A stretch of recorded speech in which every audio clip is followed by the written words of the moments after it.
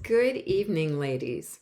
So, I want to do something a little different tonight. Rather than digging into one of the Psalms, I want to highlight something that's happening in the Psalms that we read this week, and then use that to talk about a really important piece of understanding Scripture when we come to Scripture, and give you a couple of book recommendations for those of you who are readers. So, at the end of book 4 of the Psalter, we come to these two long psalms, 105 and 106. And in both of those psalms, the poet or the singer is looking back over the great narrative of Scripture, the great narrative of Israel's history.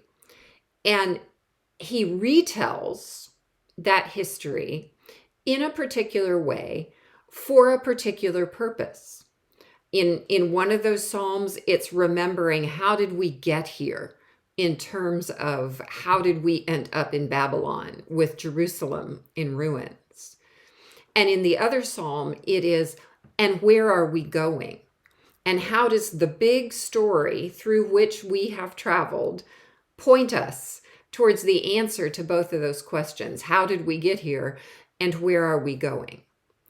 And I want to suggest that it's really important for us as readers of Scripture, when we come to the small pieces, the passages, or even the individual books, that we bring to that reading a wide understanding of what is the story, capital S, in which these books or these portions are set, and in which we are the participants.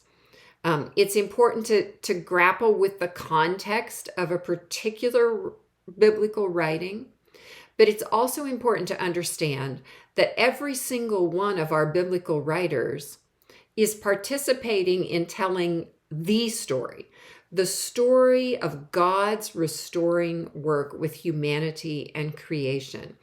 And so it's really helpful for us to have that panorama view of what the story of Scripture is that runs from Genesis to Revelation, and how the individual pieces then of the storytelling fit within that narrative. So I'm going to recommend to you a couple books. This one is called The Unfolding Drama of the Bible. You can see it's just a tiny little book, very short. It's written by Bernard Anderson, and it lays out the big story of Scripture in terms of a drama. Very easy to read. I would say that the reading level on this is probably like a freshman in high school. So super accessible. The Unfolding Drama of the Bible by Bernard Anderson. And then a very similar book, a little bit thicker. This one has more detail, and I find it a more useful presentation of what are the big questions of life, and how does the scriptural narrative answer those questions. And then these authors also use the metaphor of drama. And so the title of this book is simply The Drama of Scripture. And I like their subtitle, Finding Our Place in the Biblical Story. This is written by Craig Bartholomew and Michael Goheen. Again, it's a pretty easy read, about the same reading level as the other book, but has a little bit more resources, a little more solidness to it.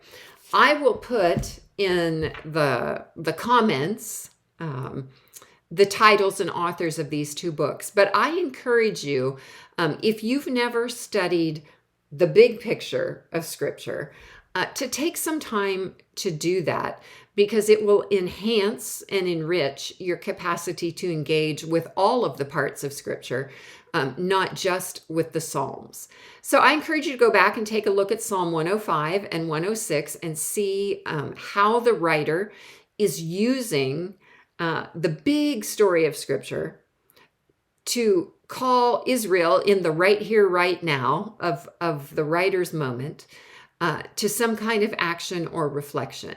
And then think about how that might impact the way we read scripture if we have a concept of the big story, which we are participants in and which has reached its initial culmination in the person of Jesus and the work of Jesus.